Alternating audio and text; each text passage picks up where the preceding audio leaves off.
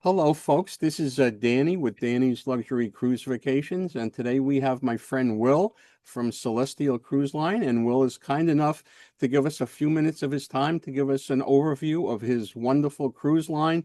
And welcome, Will. We appreciate you being here. How you doing today?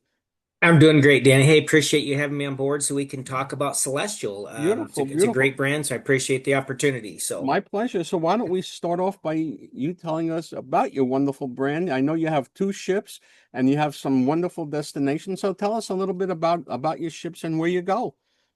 yeah, Celestial, we have we're more of a premium casual cruise line.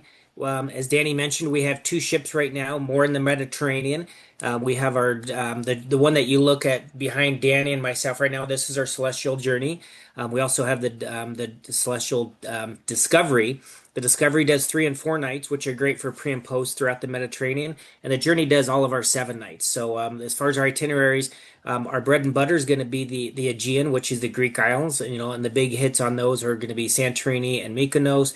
We also do Crete, Kusadasi, Turkey, but we also do the Adriatic, which is Italy, Croatia, Montenegro, and the west side of Greece. But during the winter months, Danny, this is kind of interesting that we're doing some place that most people don't go as far as other major cruise lines, but we do the Arabian Gulf. So if you have clients that are looking at cruising to Dubai, Abu Dhabi, Qatar, Bahrain, Muscat, that area during the winter months, December, January, February, March, we take our two ships and we sail during the Arabian Gulf area. So a little bit of Mediterranean, a little bit of Arabian Gulf as well. So. Beautiful, beautiful, fantastic. Um, and can you tell us a little bit, Will, about your onboard experience? We know that your ships are more focused on, at least you and I know, but maybe the Yeah. general public doesn't. You guys are very focused on the destination. What is the onboard experience like as far as what people can expect? Yeah, well, just let me start off by saying on the ships, as far as experiencing, um, our ships hold roughly 1,300 people. So we're a good mid-sized ship. So if you're looking for something that, as far as the experience that I always tell people with a lot of families, they want the go-karts and the water slides and the arcades and rock walls. That's not going to be us. But as far as our experience, 1,300 passengers. It's more of a mid-sized Mhm. ship. We're not small, but we're not big. Some of the big ships have 5, 6, 7,000 people on it. So the experience getting on and off and the ship is going to be a lot different. And also, as far as on the ship, we're still going to have the same experiences with the bars and the entertainment and the different restaurants. We have a casino on both of our ships as well. It's just a lot smaller. Experience or not smaller experience, a lot smaller ship than the major cruise lines as well. But yeah, I mean, they're going to experience everything that they have on board with ours. Our demographic is going to be probably that 55 and older crowd just because of our ships. Mhm. And we don't have all the bells and whistles that all the bigger ones. But like you said, Danny, we focus on the destination, not the ship. Most people get to go to Greece once in a lifetime. So we have a great ship. Both of our ships are phenomenal, like I said, premium casual ships. But um, they get to experience the ship and the destinations. We spend more time in port and more ports than all the other cruise lines because that's our focus is the destination and not the ship itself. Perfect, perfect. That is fabulous. Now, on board your ships, is it all inclusive, or do you pay for certain things as you go along? Yeah, great question. And as of right now, when we're filming this, we have our Celestial One.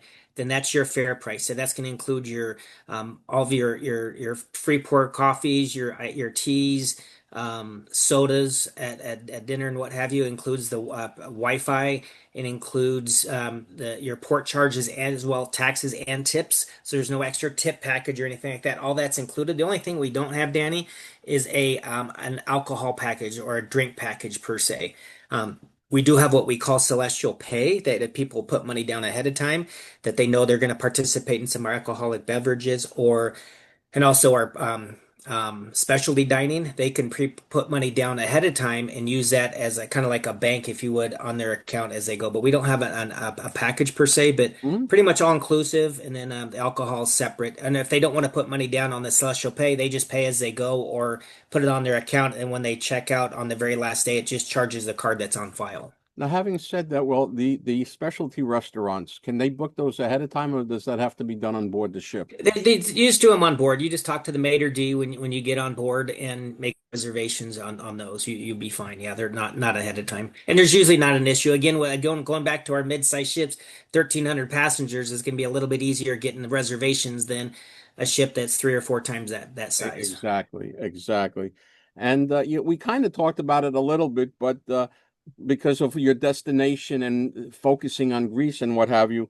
But I guess a good fit for your product would be, and please correct me if I'm wrong, a good fit would be somebody that wants to get very much into Greece, in depth, and see many ports in the 1 week that they're going to be on board.